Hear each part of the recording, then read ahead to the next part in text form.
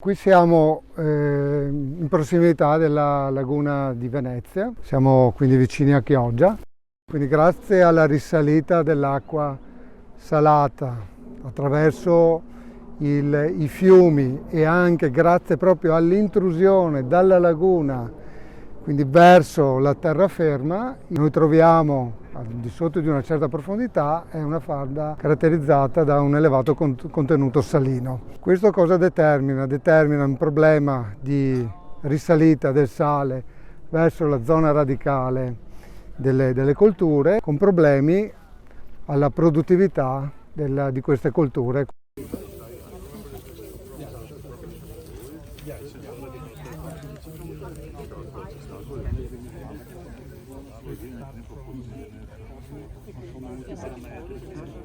Proprio in questa zona è presente un paleoalveo, è un alveo dove scorreva il fiume centinaia e centinaia di anni fa, formato da materiale molto sabbioso e come materiale sabbioso dovrebbe essere un materiale molto conduttivo. L'idea che sta a monte di questa sperimentazione è quella di introdurre attraverso un dreno acqua derivata dal canal morto, quindi acqua il più possibile dolce, in modo tale che attraverso il dreno si verifichi un'infiltrazione verso il suolo e vada un po' a ricaricare di acqua dolce la prima falda. Il lavoro è iniziato circa un anno fa, quindi nell'ottobre del 2020, e quindi dopo un anno iniziamo a vedere i primi risultati, nel senso che si è visto un effetto in termini di qualità delle acque con una diminuzione della salinità. Dal prossimo anno potremo vedere l'effetto proprio sulla produzione del mais, considerando l'intera stagione produttiva.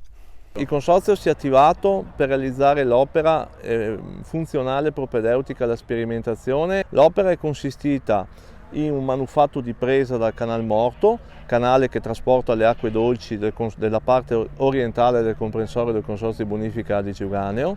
È stata realizzata quindi una tubazione sottopassante, è stato opportunamente diaframmato l'arginatura per evitare infiltrazioni. È stato realizzato tutto il dreno subalveo che permette di adacquare il sito pilota oggetto di sperimentazione. La giornata di oggi è una giornata che ha come obiettivo quello di presentare le attività di questo progetto che si chiama MOST.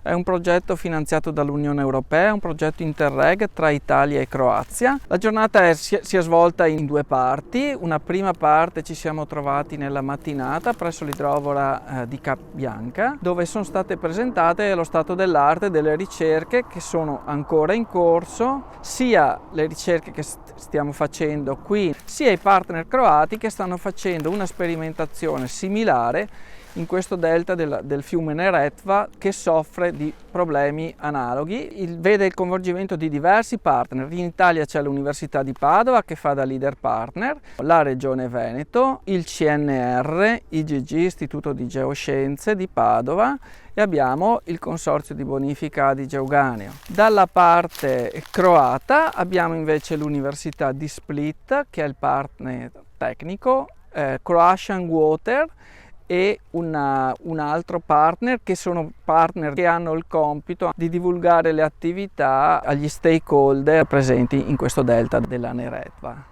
As a project partner we took an active role together with other Croatian partners today and to find out the situation referred to the Italian site and its problems and peculiarities found here, and to support additionally our knowledge and in order to better handle the problems we are dealing with when we talk about saltwater intrusion when applied to the River Neretva Valley found in the southeastern part of the Republic of Croatia.